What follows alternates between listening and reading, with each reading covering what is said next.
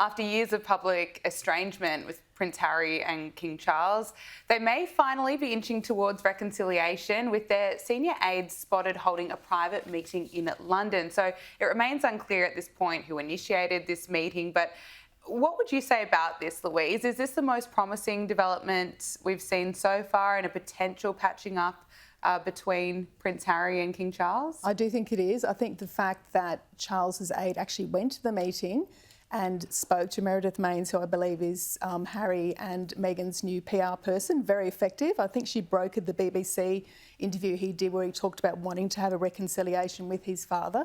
So this sort of leads on from that.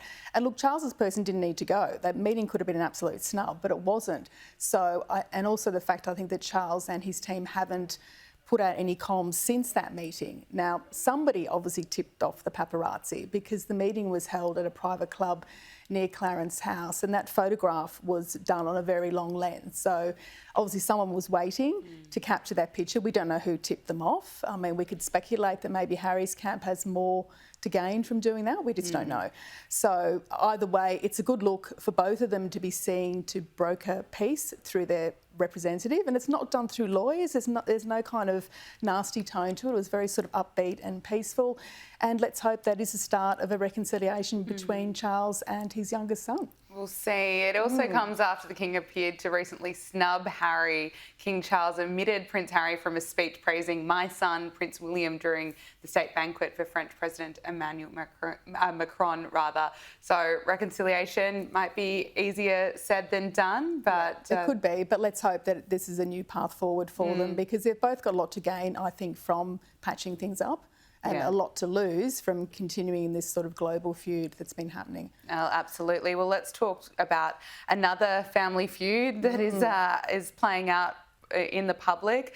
Please bring us up to speed on the fallout with the Beckham family drama. There's apparently been this social media war between the Beckham kids. It appears that the Beckham brothers are publicly fighting after Romeo and Cruz blocked Brooklyn on social media. What's happened here? Yes, so I think despite David and Victoria's best efforts to keep this spat out of the public eye, it's gone fully nuclear now. And it's interesting, the social media aspect has been described as the sort of Gen Z version of World War III, because it's not been played out in headlines, which is traditionally where celebrity families would, you know, maintain their positions and sort of argue with each other. It's all done on social media. So yes, Cruz and Romeo have reportedly blocked their older brother on Instagram, which is a real statement in this day and age, very much so. And apparently it happened a day after Brooklyn made a mention of his younger sister's 14th birthday and wished her happy birthday to Harper. So look, I think and I've said this before, I think